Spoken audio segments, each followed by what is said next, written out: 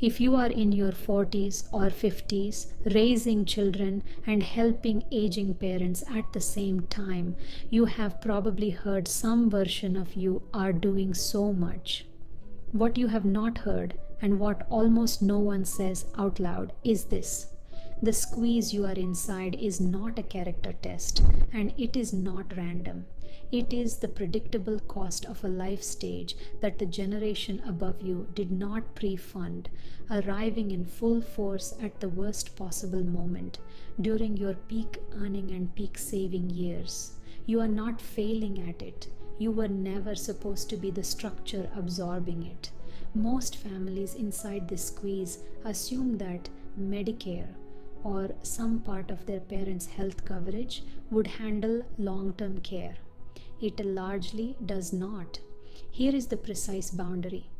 Medicare covers skilled nursing facility care for up to 100 days, following a 3-day qualifying hospital stay, and only for skilled care, the kind of care that requires a licensed nurse or therapist.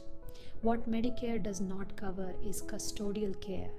Custodial care is help with the basics of daily living: bathing, dressing, eating, transferring from a bed to a chair, toileting, continence. What Medicare does not cover is custodial care. Custodial care is help with the basics of daily living: bathing, dressing, eating, transferring, toileting, continence, provided in a home, an assisted living facility, an adult day program, or a memory care unit. Custodial care is where the vast majority of long-term care hours and long-term care dollars go. The national median cost of a home health aide is roughly $75,000 a year. A semi-private room in a nursing facility runs over $100,000. That is the gap your family is currently holding. Now look at what happens to the cost when no one has planned for it. An unplanned long-term care event does not stay in one generation. It routes through the middle generation, and once it does, it draws simultaneously from two pools: the middle generation's own retirement savings and the next generation's opportunity capital. The college account becomes a care account. The Roth contribution gets paused. The promotion that would have required travel gets declined.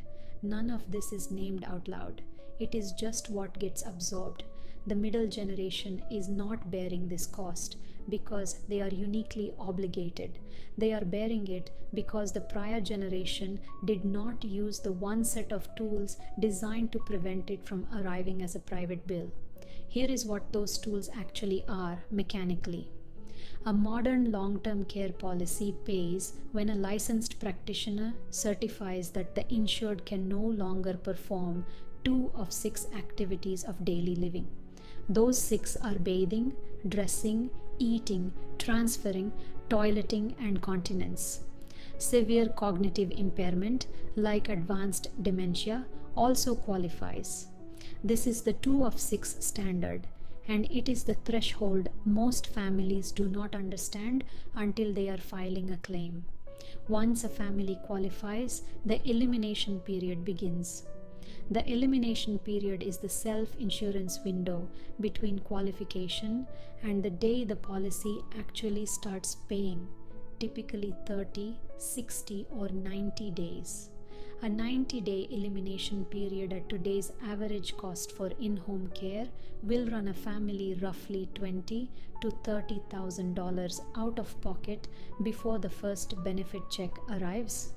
That is not a flaw in the policy. It is a design choice the family makes to lower premium, and it needs to be made with eyes open.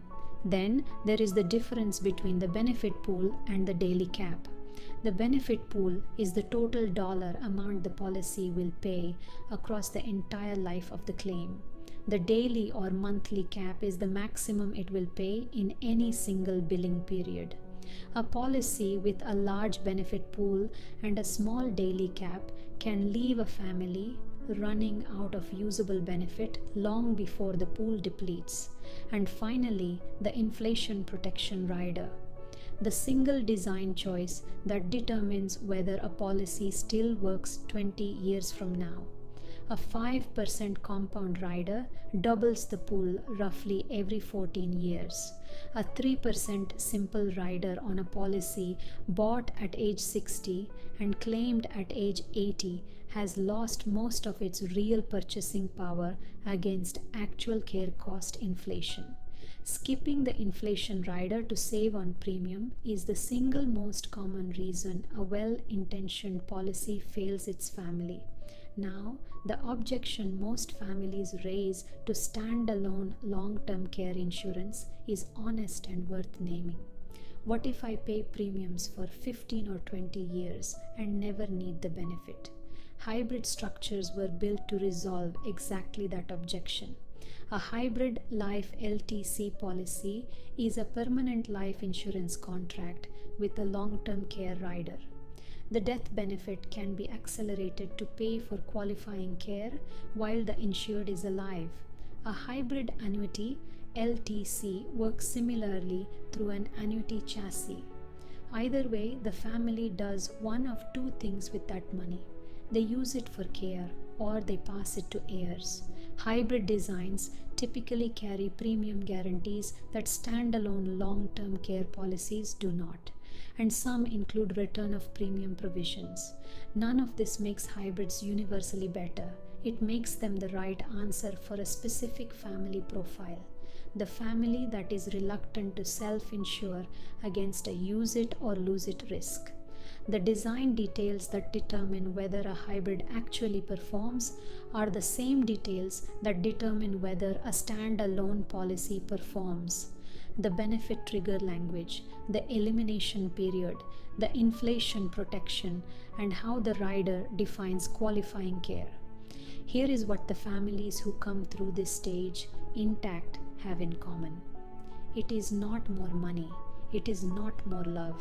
It is one set of decisions made 10 or 15 years before the need ever arrived that meant the middle generation was not the single load bearer when the moment came.